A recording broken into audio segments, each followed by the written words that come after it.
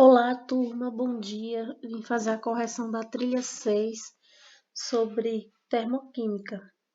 Então, foram colocadas algumas perguntas iniciais sobre esse conteúdo. A primeira foi: de onde vem nossa energia para realizar as atividades? Então, toda a energia que a gente precisa para viver vem dos alimentos. A energia que a gente produz no nosso corpo vem dos alimentos. Então, em geral, os alimentos que a gente consome diariamente, a gente digere pelo nosso organismo, não é verdade? E esse alimento é transformado pelo nosso organismo em pequenas moléculas que as células absorvem e transformam em energia. Então, o nosso alimento, o nosso corpo, transforma o alimento que a gente consome em energia, e essa energia é o que faz o nosso corpo movimentar e a gente realizar as nossas atividades diárias. A outra pergunta: será que toda reação química libera energia? A resposta é não, porque há reações que, ao invés de liberar energia, absorve. Então, tem reação química que libera energia e tem reação química que absorve energia. Então, toda reação química envolve aí energia. Pode ser emissão ou absorção de luz, de calor e também de eletricidade. Ela, por exemplo, aqui é uma reação química que absorve calor do ambiente. É o cozimento do alimento, né? Ali o alimento que é colocado na panela absorve aquele calor do fogo e transforma ali aquele alimento.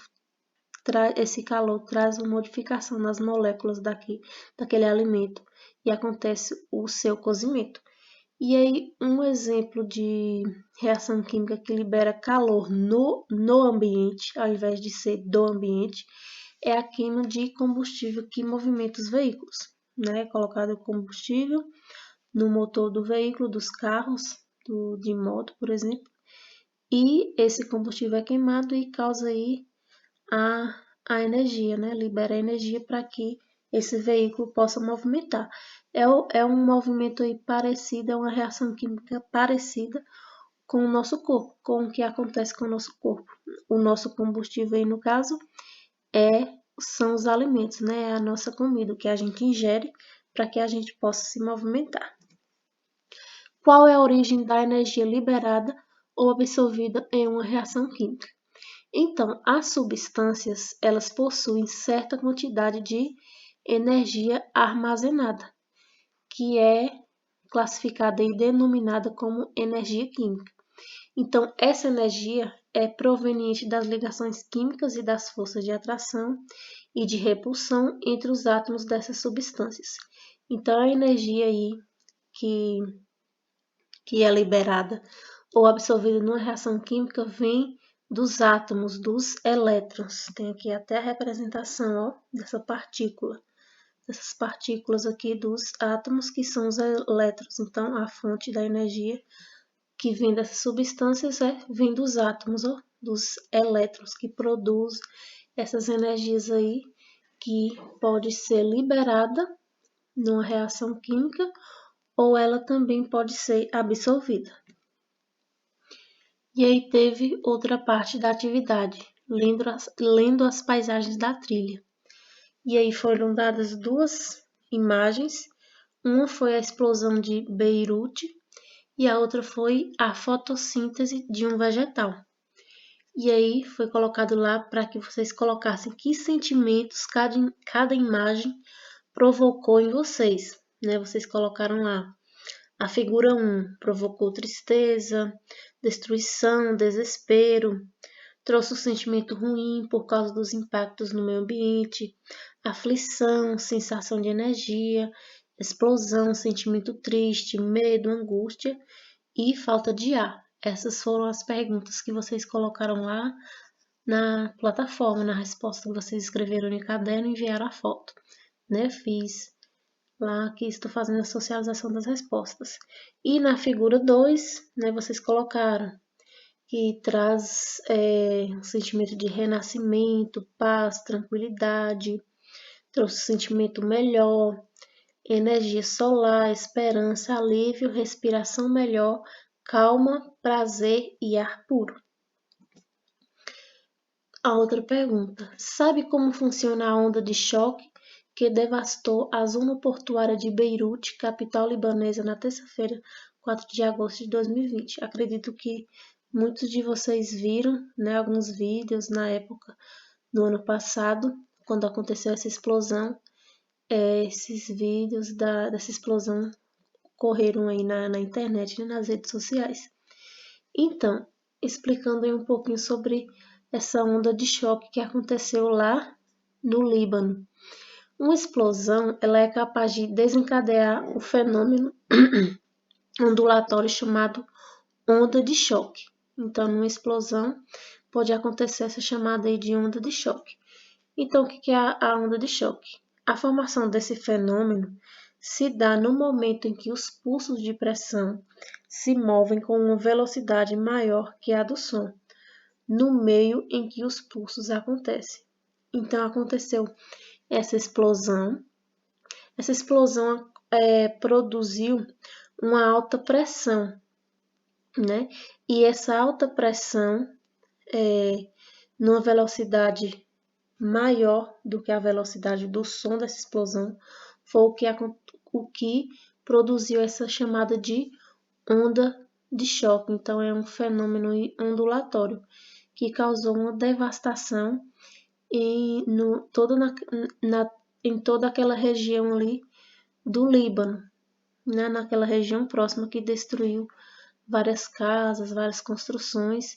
Então, essa alta pressão que foi produzida nessa explosão foi o que causou toda essa devastação, vamos dizer assim, que causou uma onda, né, que, como o próprio nome já diz, causou um choque, causou essa destruição.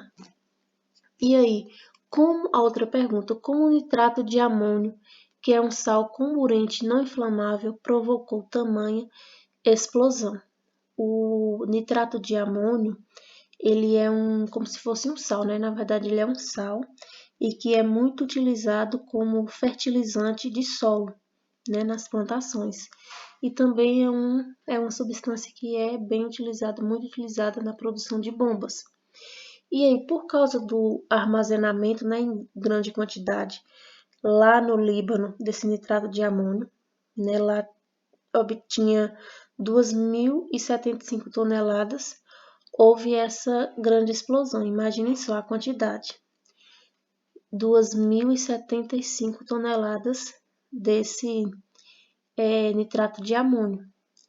Então, para que essa explosão acontecesse, foi necessária uma combustão, que até hoje não se sabe bem ao certo o que provocou essa combustão.